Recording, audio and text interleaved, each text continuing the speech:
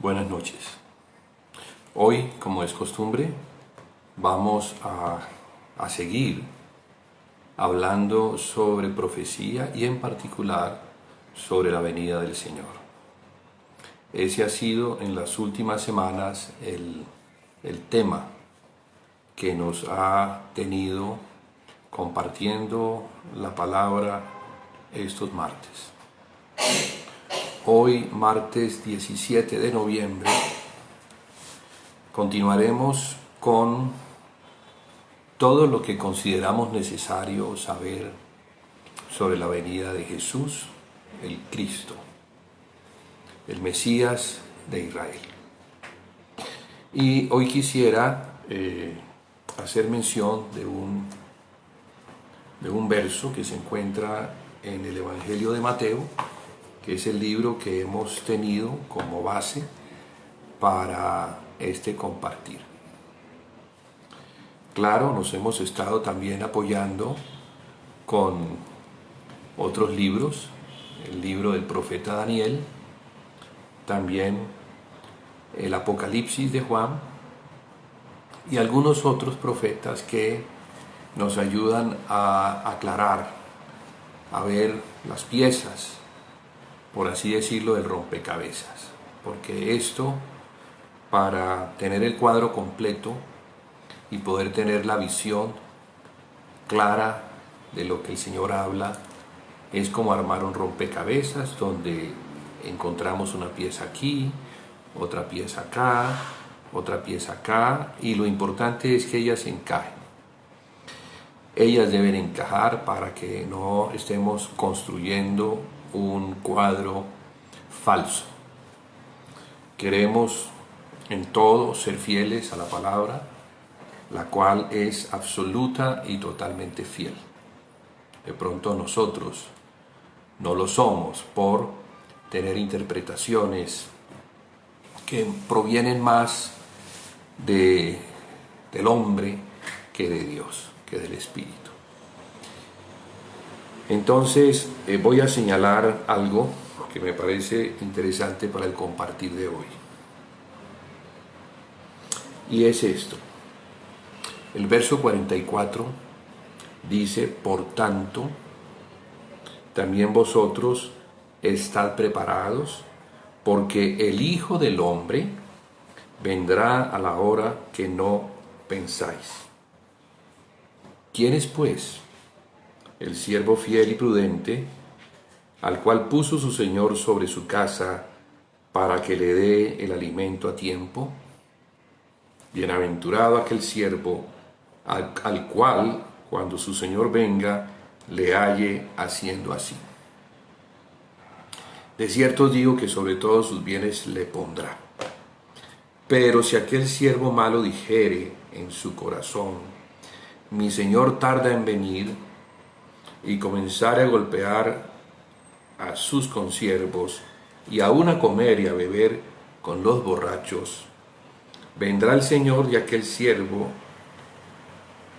en el día que éste no espera y a la hora que no sabe, y lo castigará duramente y pondrá su parte con los hipócritas.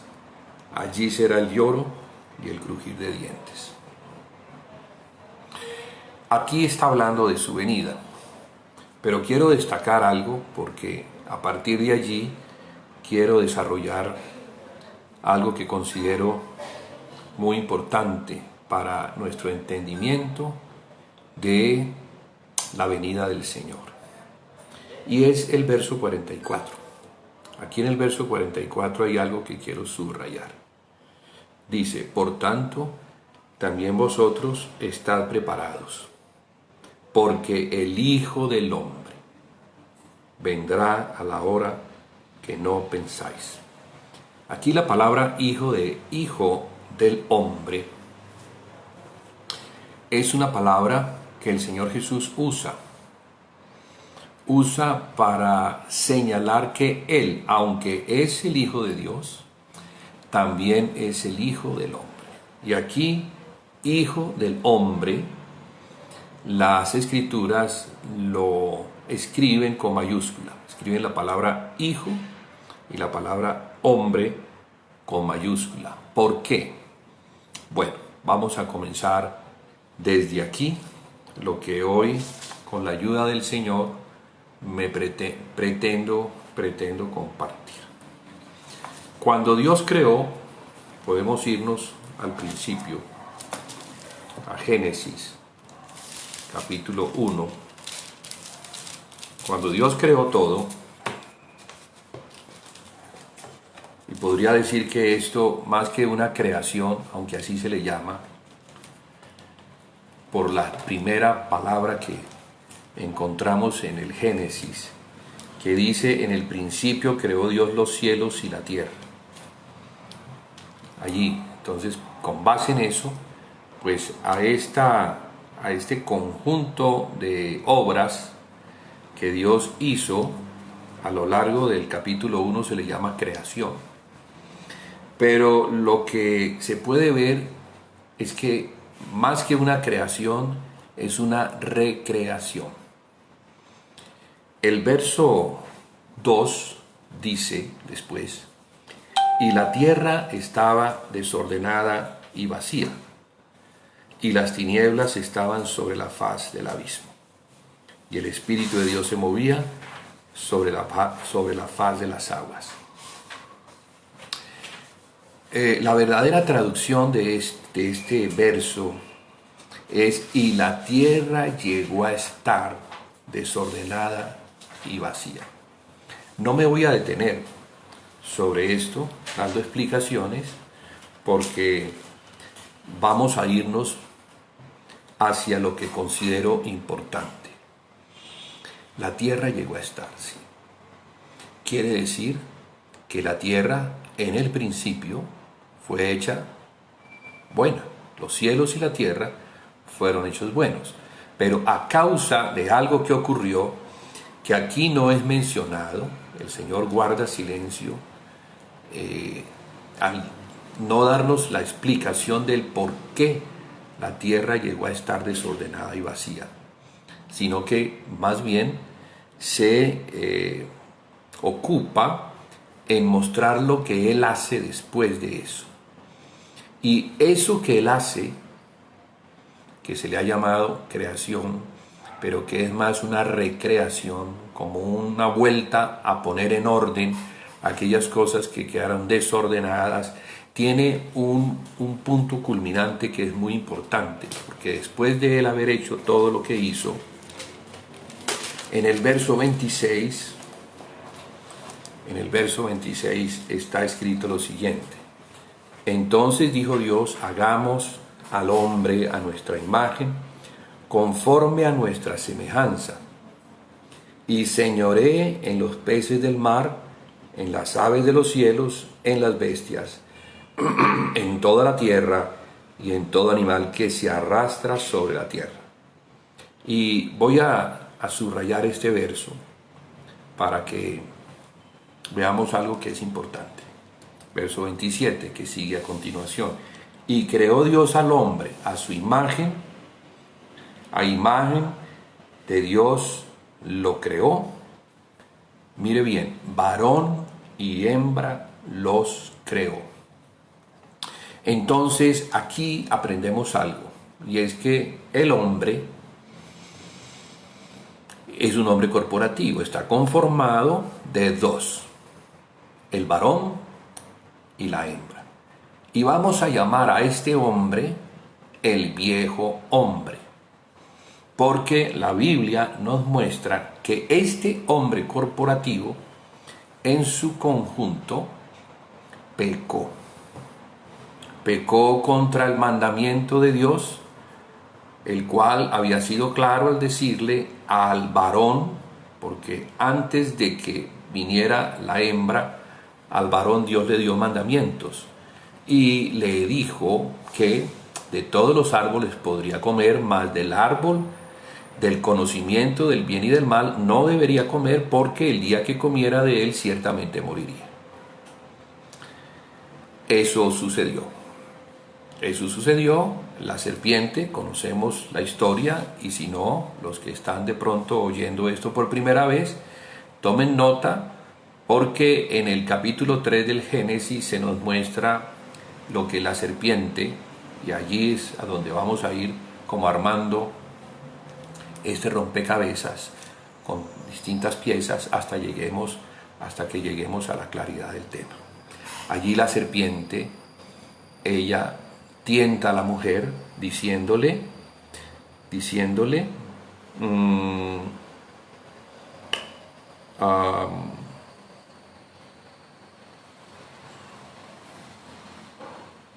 con que Dios os ha dicho, no comáis de todo árbol del huerto. Fíjese que Dios no había dicho eso. Desde allí ya empezamos a ver que esta serpiente o es mentirosa, que lo es en realidad, o va detrás de algo. Entonces está como buscando lograr la atención de la mujer, para que la mujer responda. Y la mujer responde de esta manera: del fruto de los árboles del huerto podemos comer, pero del fruto del árbol que está en medio del huerto, dijo Dios, no comeréis de él ni le tocaréis. Aquí ella añade algo, porque Dios no había hablado de tocar, sino de comer.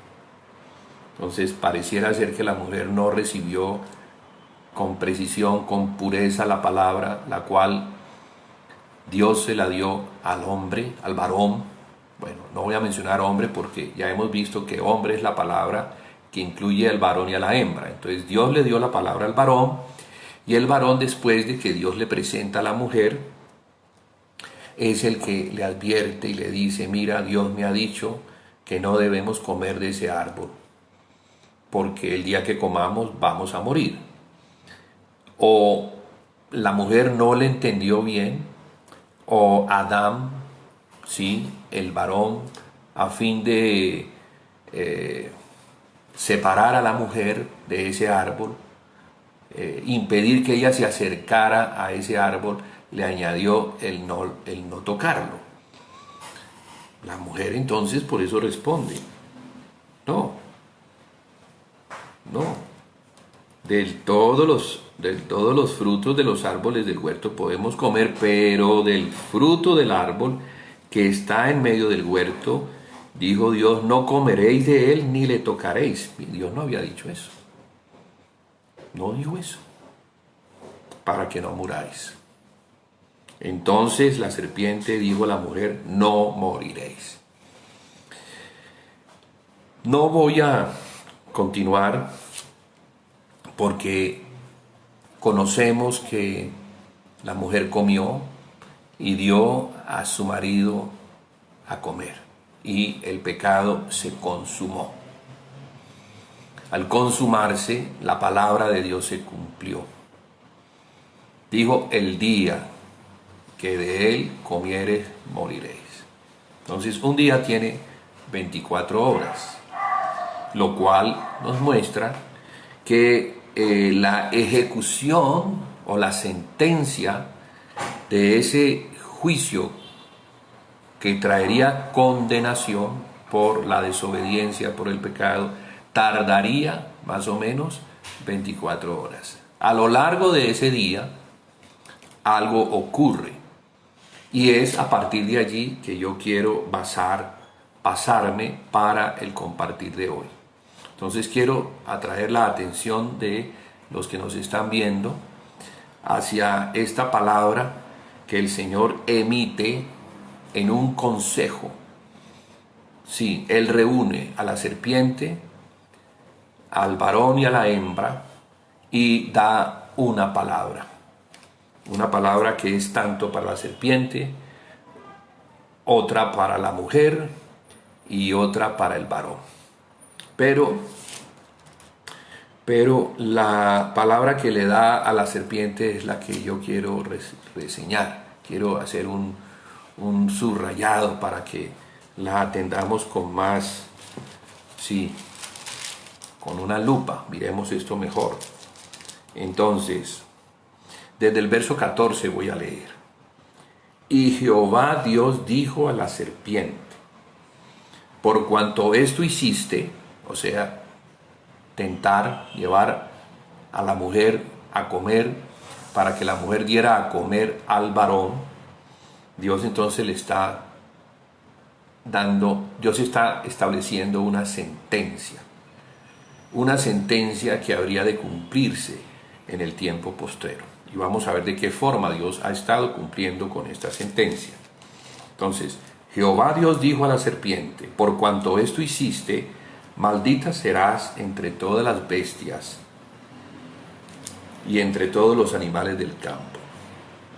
Sobre tu pecho andarás y polvo comerás todos los días de tu vida. Y aquí viene lo importante. Y pondré enemistad entre ti y la mujer, y entre tu simiente y la simiente suya. Entonces aquí tenemos a 4 protagonistas o personajes de esta historia profética: la serpiente, la mujer, la simiente de la serpiente y la simiente de la mujer. A continuación, el Señor dice: esta, o sea, refiriéndose a la simiente de la mujer, esta te herirá en la cabeza y tú le herirás en el calcañar. Mire qué tremendo esto. Lo primero es que es Dios el que pone la enemistad. La enemistad entre la serpiente, que ya cuando avanzamos mucho en la revelación, en Apocalipsis, se nos muestra a un dragón que quiere devorar al hijo de una mujer que está a punto de dar a luz. Apocalipsis 12 hay que mirarlo con mucha atención, porque tal vez hemos pasado muy superficialmente y no le hemos dado la importancia que tiene en el cumplimiento profético de esta palabra, porque ciertamente esta palabra se cumpliría por partes. Vamos a ver esas partes, desde el principio hasta el final. Cómo es que la serpiente sería derrotada, por así decirlo, porque aquí dice que la cabeza sería herida, y lo que logra hacer la serpiente es herir el calcañar, que es el talón. El talón. ¿De quién? El talón del hijo de la mujer. Bueno, vamos entonces a extendernos un poquito, a mirar cómo Dios ha logrado que esta palabra se vaya a ir cumpliendo. Lo primero que tendría que decir es que la caída del hombre, cuando el hombre peca por desobediencia, la sentencia se cumple. Ese mismo día el hombre es expulsado del lugar donde había sido puesto, que le permitía comer del árbol de la vida. Y el árbol de la vida era un árbol especial porque al comer de él el hombre podría vivir para siempre. Pero como la sentencia hablaba de que moriría, de que el día que él comiera moriría, Dios entonces impide que el hombre pueda tomar del árbol de la vida o comer del árbol de la vida. Sabemos entonces que la vida procede de Dios. Dios es el autor de su creación. Dios es el que mantiene a su creación con la palabra de su poder. Es el que da vida a todo lo que existe. Nada existe o subsiste si no es Dios quien sustenta la vida de estas personas. Entonces,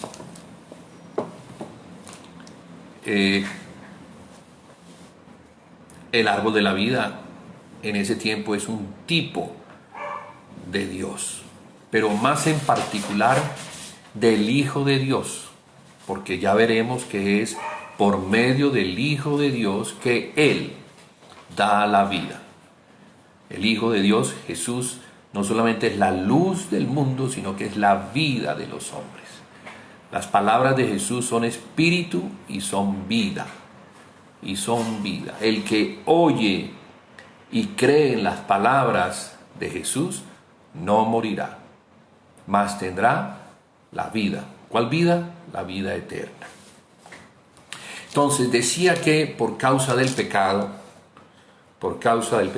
el hombre quedó en una condición tal que su simiente o semilla corrupta por el pecado generaría hijos según la semejanza en la que el hombre había ya quedado.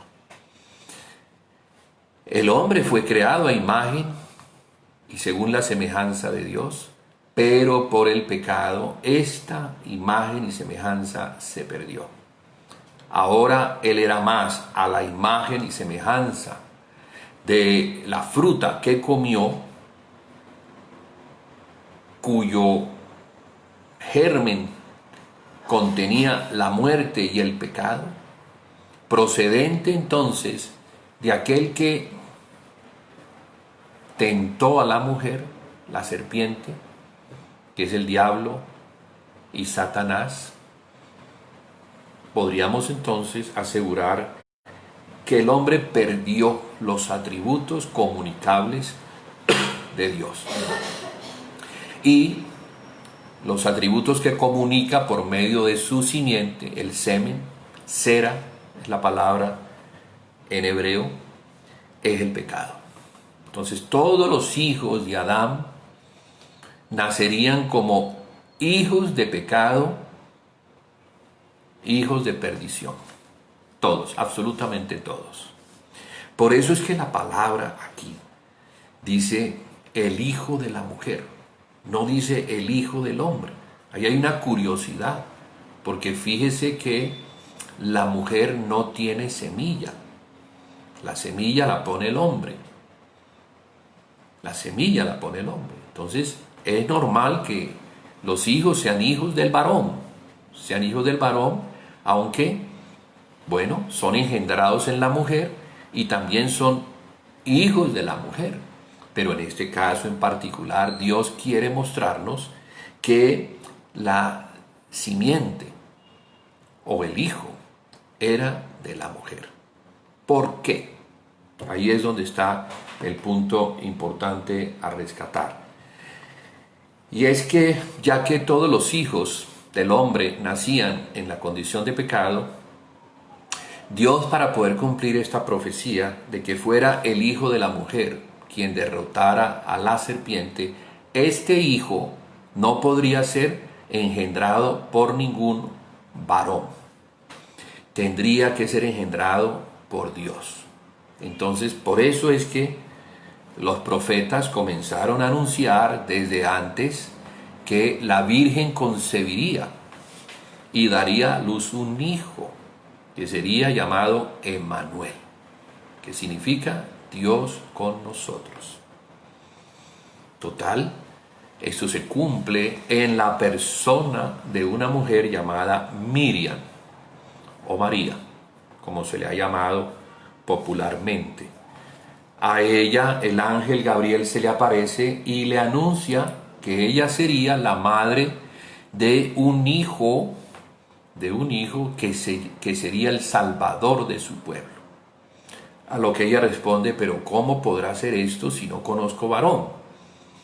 No conoce, porque el ángel se aparece a esta doncella, a esta mujer en estado virginal, que no ha sido tocada por ningún hombre, porque aún no ha consumado el matrimonio, aunque está prometida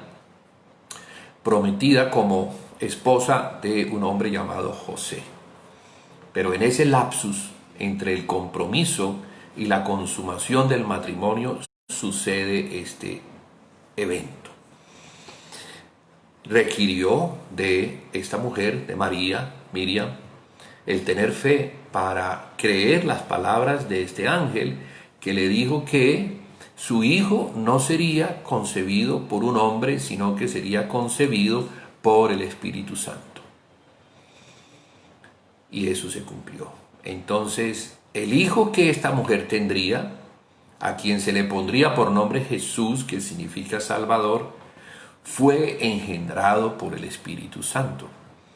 Un hombre santo, nacido sin pecado. Esta parte es muy importante porque aquí Jesús es la diferencia con todos los hombres nacidos de Adán. Todos los que han nacido de Adán nacen con la mácula del pecado y por esa razón están descalificados para derrotar a la serpiente. Entonces, podríamos decir que esta profecía Dios la cumple de 4 maneras. En ascenso. Una primera manera la cumple por medio de su Hijo, al ser engendrado como un hombre que va a estar en medio de la raza humana. Este Hijo de Dios es también un hombre. Es hijo del hombre porque es hijo de una mujer que es nacida de hombre. Lo interesante es que la mujer no transmite el pecado lo transmite el semen. Entonces la mujer, siendo receptora, todo lo que provee es su sistema reproductor, en el cual se engendra, por la palabra que ella cree, se engendra el Hijo de Dios, que nacería no solamente como hijo de Dios, sino como hijo del hombre.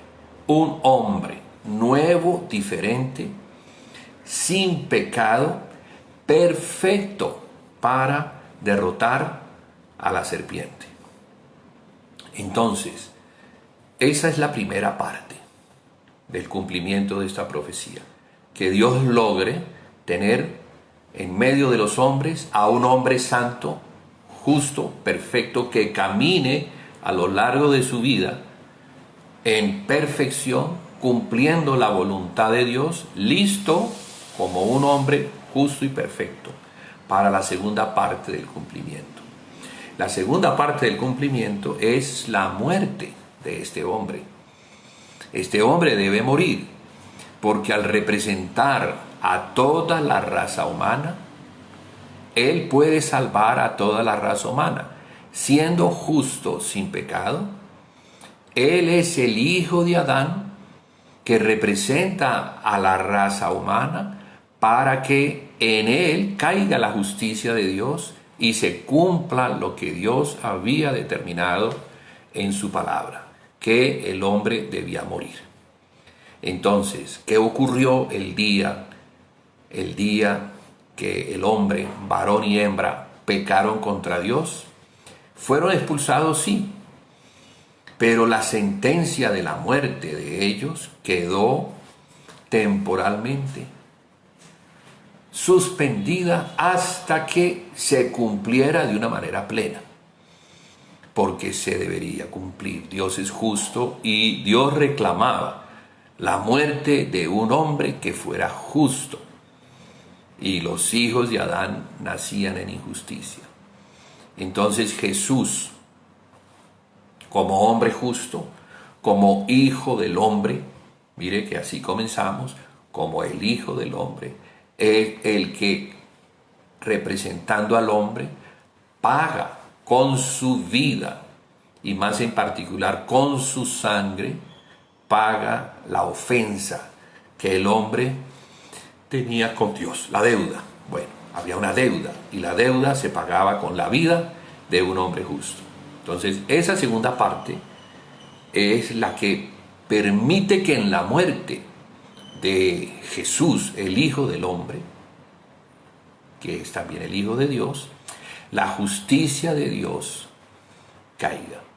Y Dios, al justificar al hombre, entonces la serpiente, que es el diablo y Satanás, quedan expuestos. Colosenses dice que en la cruz el Señor Jesús puso el acta de decretos que nos era contraria, la clavó en la cruz y expuso a los principados y a las potestades. derrotándolos en la cruz. Entonces Satanás allí fue derrotado, de una vez y para siempre. Pero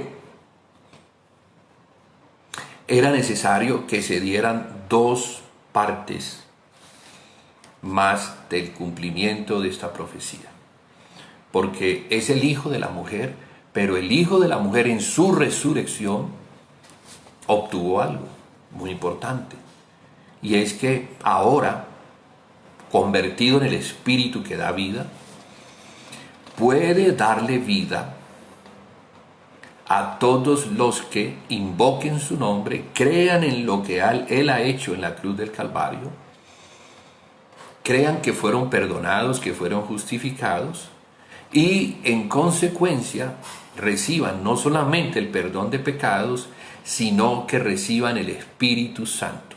El Espíritu Santo es lo que les da la vida eterna y los convierte en hijos de Dios. Pero algo más sorprendente, y es que fueron incluidos como parte del cuerpo resucitado del Señor Jesús. Aquí hay algo interesantísimo, porque la iglesia en comunión con Cristo ahora son el nuevo hombre. El viejo hombre, varón y hembra, pecadores, mire que son dos y es una entidad corporativa.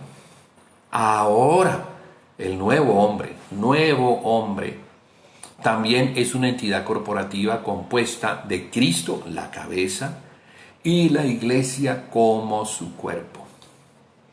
Es un misterio, ¿verdad?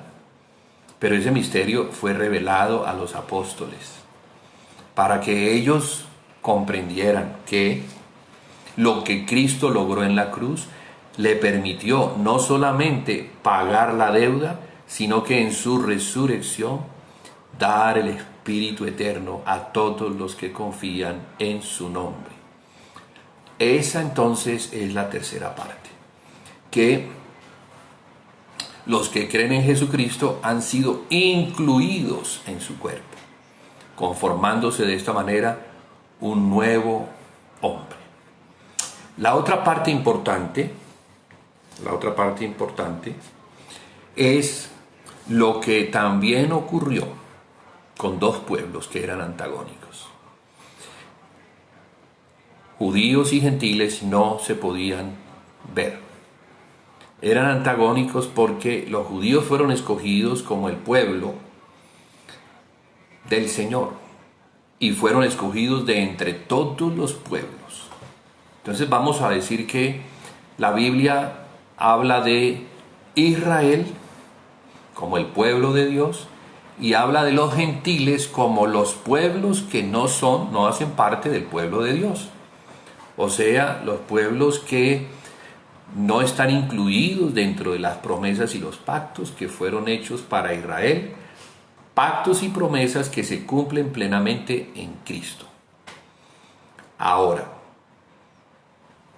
Cristo es el cumplimiento de estos pactos, pero algo logró en la cruz como el Hijo del Hombre.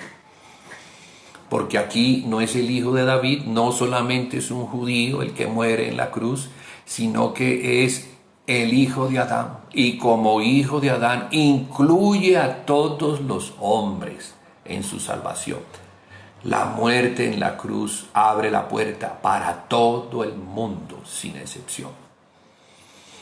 Entonces, los gentiles que antes no hacían parte del pueblo de Dios, cuando oyen el Evangelio y lo creen, ellos llegan a ser parte del pueblo de Dios.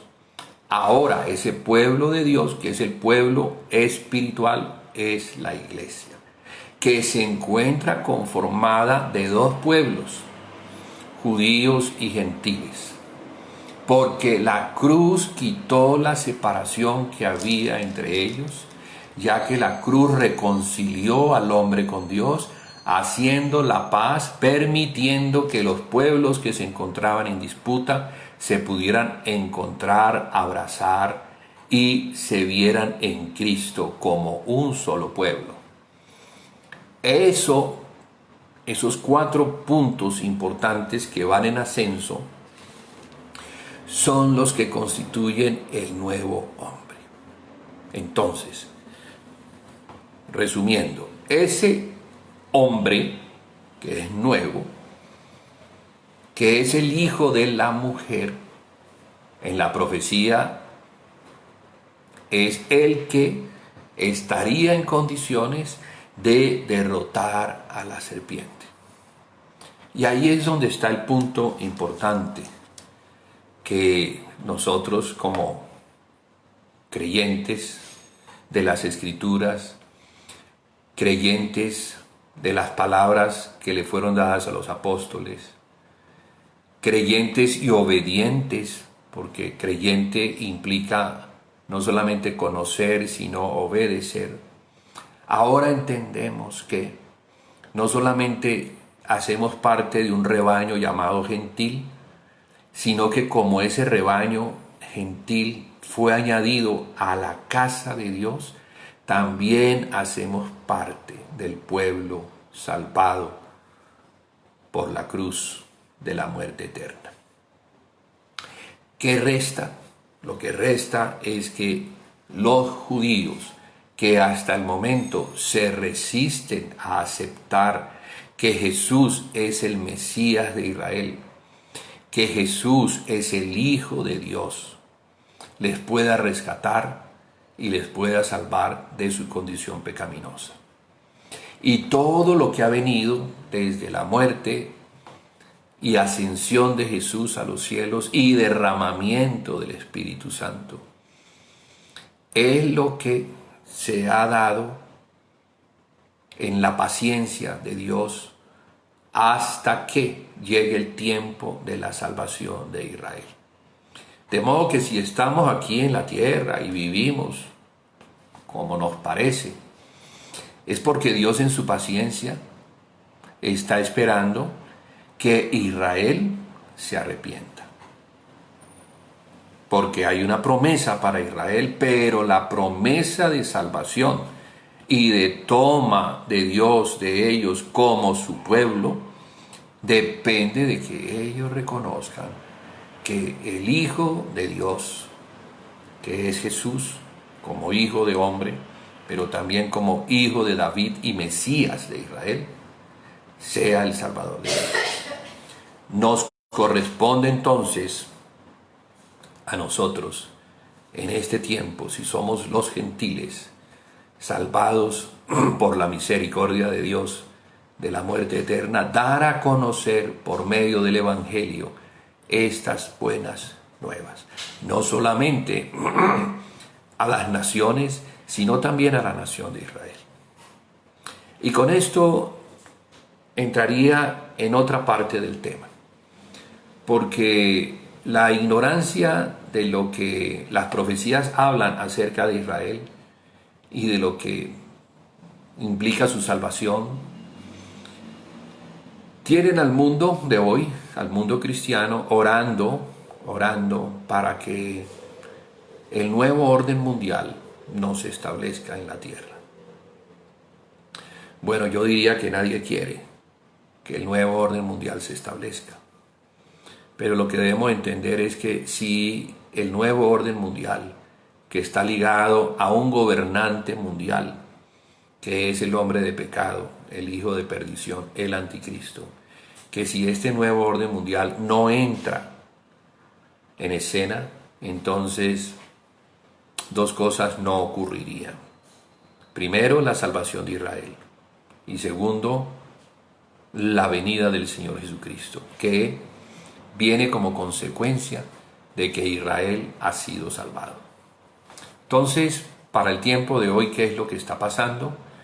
Bien, todos estamos viendo los acontecimientos mundiales, todo el desorden que se está dando en el mundo entero, provocado por manos oscuras que están detrás de esto.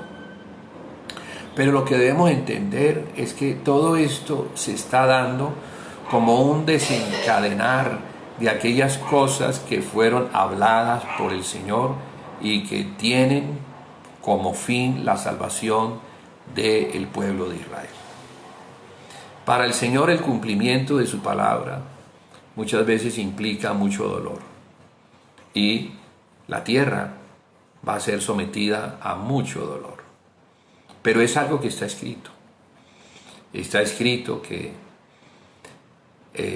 el último de los reinos de este mundo, que es el octavo, habría de establecerse. La cabeza que fue herida de muerte se está levantando nuevamente. Un nuevo reino de características ya mundial está a punto de establecerse. Y ese reino viene precisamente a sentarse en el templo de Dios. Ese rey de ese reino viene a sentarse en el templo de Dios, haciéndose pasar por Dios como si Él fuera Dios, pero la Biblia dice que Él es el hombre de pecado, el hijo de perdición. Porque, hermanos, el único que tiene derecho a sentarse en el templo de Dios como Dios, y no porque se pase por Dios, es el que es verdaderamente Dios. Y ese es Jesucristo. Jesucristo no solamente es el Hijo de Dios, sino que además es el Hijo de David. Es el legítimo heredero a sentarse en el trono de David, su padre. Jesús tiene una particularidad que ningún hombre tiene. A Él se le ha dado autoridad en el cielo y en la tierra. Y es toda autoridad. Entonces, todo lo que ocurre hoy en día en el mundo no se han escapado de el reinado de Jesucristo, que es el que tiene autoridad en la tierra y que es el que está siendo retenido hasta que venga la salvación de Israel, entendiendo que la salvación de Israel es el resultado de que ellos reconozcan que Él es el Hijo de Dios, el que fue enviado, el bendito que Dios envió a morir no solamente por ellos, sino por toda la humanidad. Entonces Jesús es el Salvador de toda la humanidad, pero principalmente el Salvador de Israel. Y hasta que Israel no le reconozca, pues Israel no puede ser declarado por Dios justo.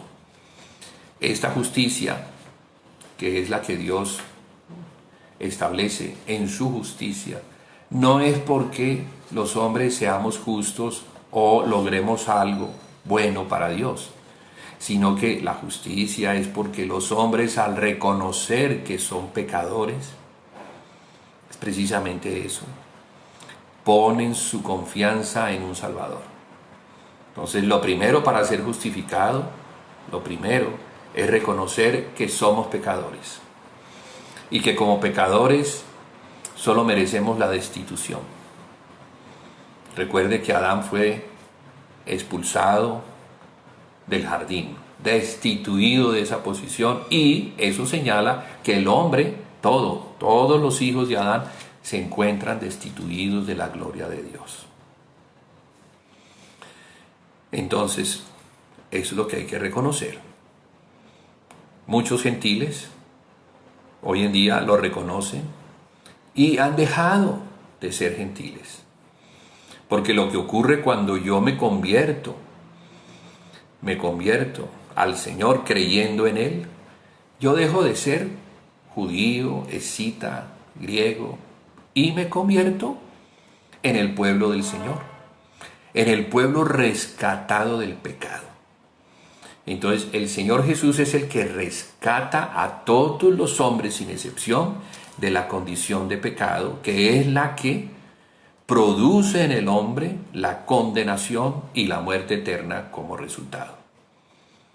Entonces, esto se tiene que cumplir. Algo va a suceder. Y es que no solamente el hijo de la mujer va a poner la cabeza de la serpiente bajo sus pies, sino que la misma mujer que se encuentra atrapada en el engaño de la serpiente va a ser libertada. La mujer siempre ha representado el pueblo del Señor, que para el caso que nos compete, ese pueblo es Israel. Entonces, Apocalipsis 12 tendríamos que leerlo bajo esa perspectiva.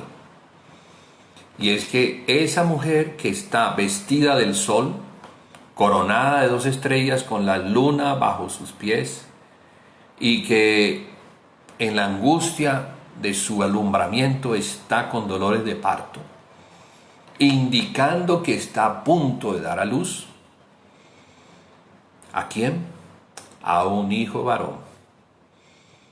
O sea que estamos viendo lo que a Juan se le mostró hace 2000 años, cuando él fue llamado a los lugares celestiales, a donde le mostraron cosas inefables, pero a él sí se le permitió escribir sobre ellas. Entonces, capítulo 12 es muy importante, porque es el cumplimiento de esa palabra de Génesis 3, 14, 15.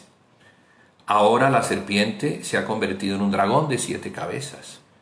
Y como sabe que el hijo de esa mujer es quien le va a derrotar, no quiere que una vez nazca, viva. Siempre Satanás siempre ha temido al hijo de la mujer. Y por eso, por medio de Herodes, el rey Herodes, cuando supo que el rey de los judíos había nacido, envió a sus soldados a Belén para que mataran a todos los niños menores de 2 años. Él entendía que ese rey pondría su cabeza bajo sus pies. O sea que su reinado llegaría a su fin por medio del legítimo rey de los judíos. Ese mismo espíritu ha estado desde el tiempo cuando los israelitas se encontraban en Egipto, en la esclavitud. Faraón, temiendo que los israelitas se multiplicaran, le dijo a las parteras que mataran a los hijos primogénitos, a los varones primogénitos, cosa que las parteras no hicieron, porque temieron al Señor, temieron más al Señor que a Faraón. Y de esa manera Moisés es salvado de las aguas, un tipo de Cristo que fue rescatado por la hija del faraón, educado en el palacio, educado para ser un príncipe, pero por cosas del Señor, cuando él entiende que es un judío, cuando él entiende que hace parte del pueblo esclavo, a él le nace un sentimiento de libertad, de convertirse en el libertador de ese pueblo.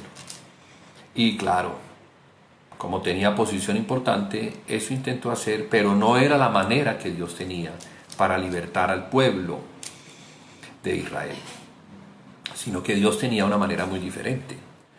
Por eso entonces eso le ocasionó el que fuera expulsado y estuvo 40 años por fuera de la tierra de Egipto. Regresó a los 40 años porque Dios se le apareció en el momento en que tenía que aparecerse. Le da instrucciones para que vaya con su hermano Aarón a hablar con Faraón para que Faraón dejara salir al pueblo, a fin de que el pueblo en libertad fuera a adorar a Dios en el desierto. Pero Faraón no iba a dejar salir ese capital humano que tenía, porque era un capital enorme. Trabajaban para él como esclavos. Y lo triste es que trabajaban en los templos para los dioses falsos. Así fueron ellos generación tras generación. Y la esclavitud era una esclavitud de la que no se podía salir. Por eso entonces las plagas fueron necesarias para ir quebrantando la dureza del faraón, pero hasta la 9ª plaga el faraón estaba todavía muy endurecido. Y digo esto porque es en la 10ª plaga. La 10ª plaga, que es el ángel que fue soltado, el ángel de la muerte que fue soltado para visitar todas las casas de Egipto, salvo las casas que tuvieran una marca. Y los únicos que tenían esa marca eran los israelitas, porque habían sido advertidos y se les había dicho que debían sacrificar un cordero, y con la sangre de ese cordero debían poner una señal en las puertas, señal que colocaron para que cuando el ángel llegara y mirara la señal, el ángel pasara de largo. Y fue por el cordero sacrificado y por la sangre, sí, que fue derramada de ese cordero, que el ángel de la muerte no entró. Pero estamos entendiendo entonces que ese cordero es tipo de Jesucristo, porque es el cordero de Dios que Dios entregó en propiciación por el pecado. El pecado es la verdadera esclavitud. ¿De qué sirve que al hombre lo liberten y le entreguen el mundo y lo lleven a una tierra hermosa, si en el interior se encuentra cautivo del pecado? No, Dios tiene un plan de salvación, un plan que mira a la distancia. Dios no tiene problema con el tiempo. Para Él, un día son como 1000 años y 1000 años como 1000 días. No hay problema. Dios planea las cosas y las proyecta para dar cumplimiento de ellas a muchos años. Solo que nosotros, como somos tan limitados, pues no las vemos. Pero Dios sí. Entonces, ese cordero que fue sacrificado, la sangre colocada en los dinteles, en las puertas, pues, impidió que el ángel de la muerte entrara. Ahora para el tiempo presente, y así nos lo muestra la profecía en el mismo capítulo 12 de Apocalipsis, dice que la mujer es enviada al desierto y las alas del águila llevan a la mujer al desierto. Porque ahora se va a cumplir la profecía, pero no de la manera como se cumplió en el pasado. Ahora estamos en la realidad. Ahora ya no es un cordero, animalito, sino que ahora es el Hijo de Dios el que fue sacrificado hace 2000 años, y su sangre está latente para salvar a todos los que confiesen su nombre. Entonces la mujer será enviada al desierto y será perseguida por la serpiente, que ahora es un dragón de 7 cabezas, que como siempre ha hecho, tendrá a su representante en la tierra, esto es, al hombre de pecado, al hijo de perdición, el anticristo. Entonces el faraón moderno, que es el que quiere perseguir y destruir al pueblo de Dios, será el anticristo.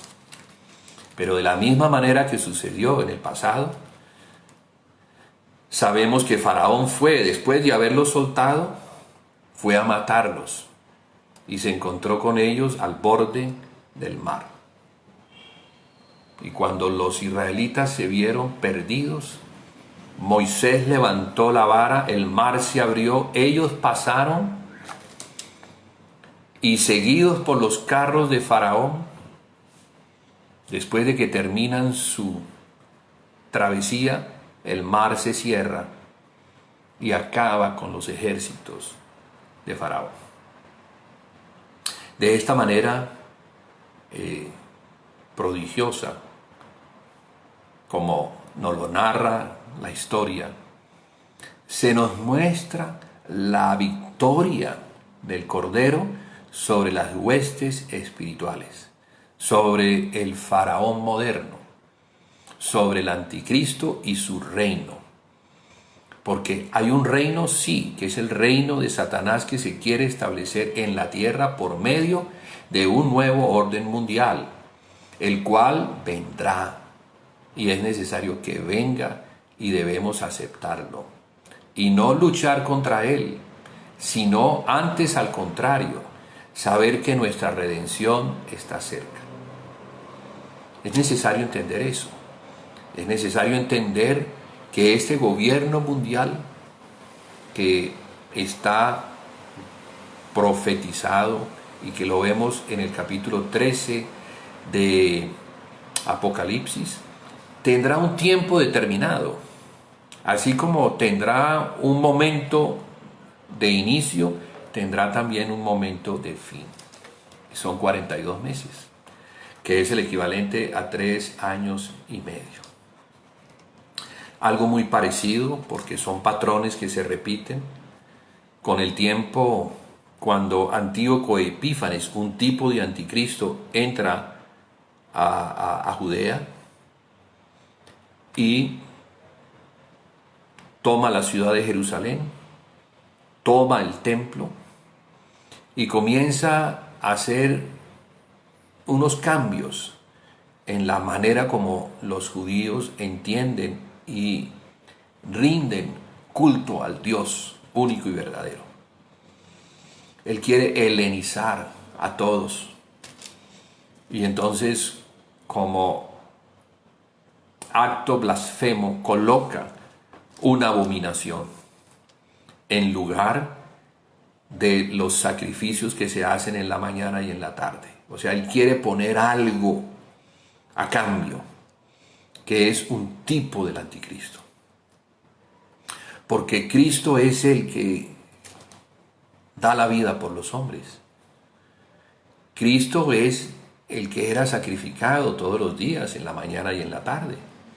Esos animales eran tipo del Cordero de Dios. Vemos entonces que el anticristo comienza a manifestarse poniéndose en el lugar. La segunda abominación que la Biblia registra es cuando el César romano, llamado Adriano, en el año 135, después de someter una revuelta de los judíos, la somete y los destruye, gana sobre los ejércitos de Simón Bar Kokhba, pero luego queda tan lleno de ira por lo que estos ejércitos hicieron con sus legiones, que decide exterminar de una vez y para siempre al pueblo del Señor. Porque siempre los anticristos eso es lo que han querido y eso es lo que marca la pauta, porque así será en el tiempo final, la destrucción. O sea, en el corazón del hombre de pecado, del hijo de perdición, del anticristo, en el corazón está la exterminación del pueblo del Señor. Entonces, lo segundo que él hace para exterminar es, número uno, cambia el nombre de Judea por el de Palestina. Y así se conoce hasta el día de hoy. Lo segundo que hace es que pone o edifica un altar a Júpiter, que era para ellos el dios más importante.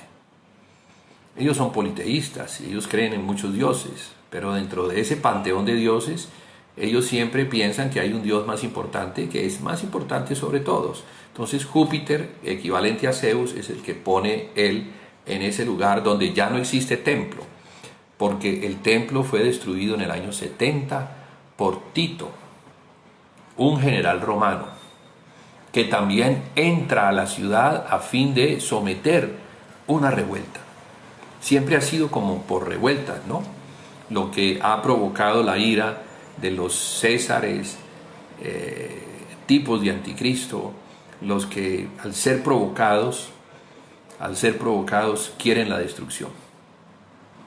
No ocurrió en el tiempo de Tito, ellos quedaron, pero en el tiempo de Adriano en el año 135, ellos fueron expulsados.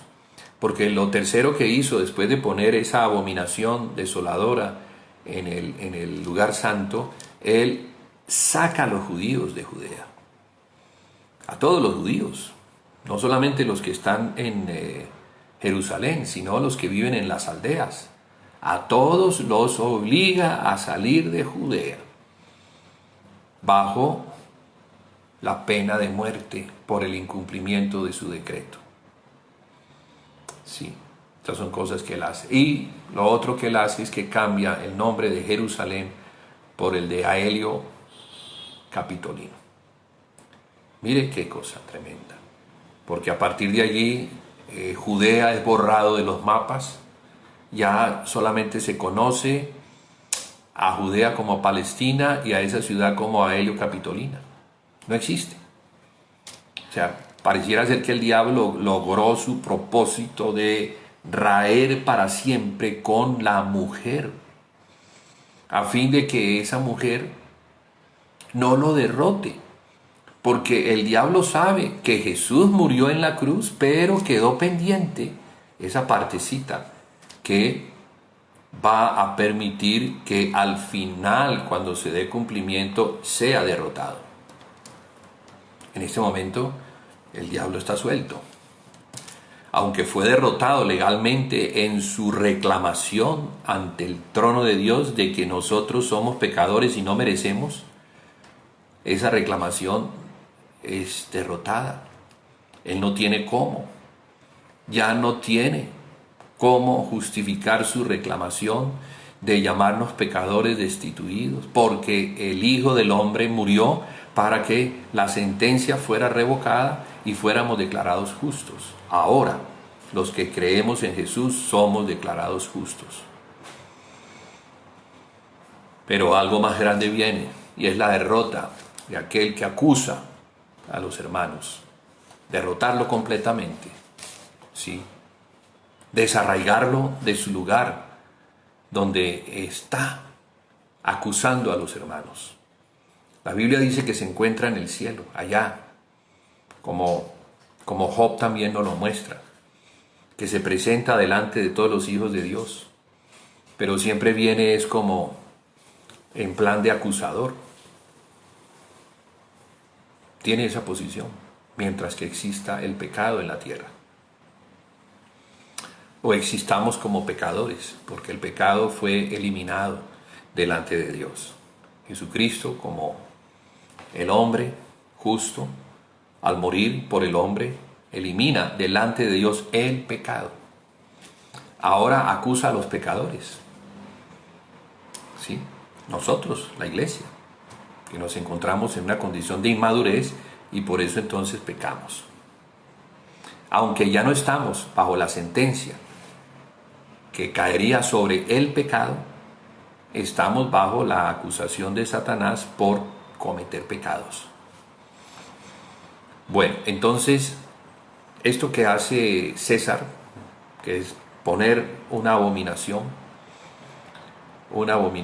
tiene en el tiempo futuro, en el siglo VII, otra manifestación, porque ahora ya no estamos hablando ni de griegos ni de romanos, sino que ahora estamos hablando de musulmanes, que son los que construyen en ese lugar en donde un día estuvo el templo, construyen dos mezquitas. La mezquita de Al-Aqsa, que en realidad sí es una mezquita para orar, para alabar y adorar a aquel a quien ellos consideran el único y verdadero Dios, Alá. Un Dios falso. Es un Dios falso. Primero, se llama Alá, que es un Dios lunar. O sea, que proviene de Babilonia, de lo que Babilonia enseñó sobre los cielos, el sol, la luna, etc. Entonces, la religión de los musulmanes es la religión de Babilonia. Ni siquiera es la de Abraham, que es el hijo de Ismael. Ismael tiene una descendencia, que son las naciones árabes, que ahorita todas ellas son de confesión musulmana, o el Islam, que significa sometimiento a Alá. Entonces, repito, esa tercera abominación fue colocada en el siglo séptimo, porque es a lo largo de ese siglo, entre el año 600 y pico y el año 700, se construyen dos mezquitas, la de Al-Aqsa y la Cúpula de la Roca, que en realidad no es una mezquita, aunque funciona como mezquita hoy en día, pero fue construida como un edificio conmemorativo de Mahoma cuando estuvo en Jerusalén, y según lo que se cree, él desde ese lugar ascendió al cielo y descendió del cielo. Entonces, en conmemoración a su ascenso y descenso del cielo, se construyó la Cúpula de la Roca. Fíjese, un tipo de Cristo. O sea, Cristo es el que asciende y desciende. Él es la escalera de Jacob. Cuando Jacob tuvo ese sueño, vio una escalera, y esa escalera veía que los ángeles subían y bajaban. ¿Y quién es esa escalera sino Cristo? Cristo es el que permite que los hombres suban al cielo. Es el único que descendió del cielo. El único que tiene noticias que proceden del cielo. Porque estaba en el cielo y fue enviado a la tierra. Pero aquí Mahoma está tomando la posición.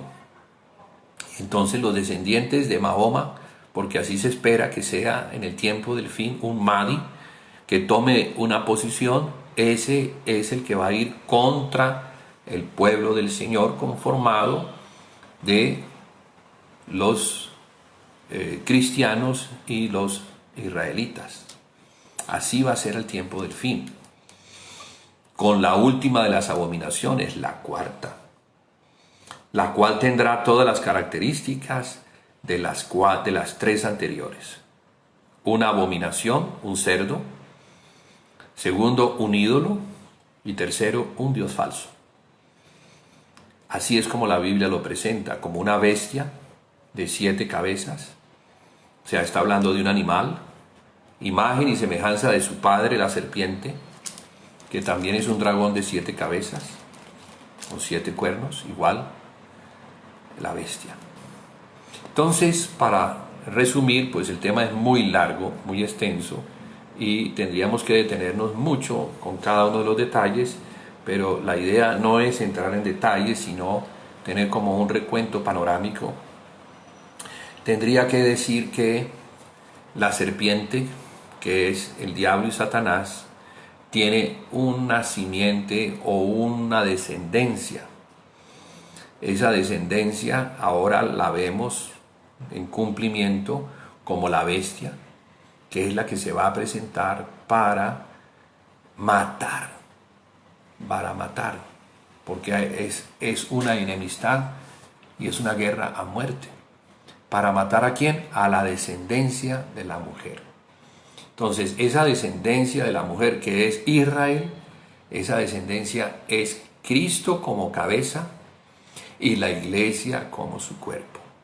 Primero vino Él, llegó a ser la cabeza de la iglesia después de resurrección, pero ahora tenemos a la iglesia como su cuerpo, una unidad corporativa, el nuevo hombre, que es el que va a enfrentar a la serpiente y a su hijo, el anticristo.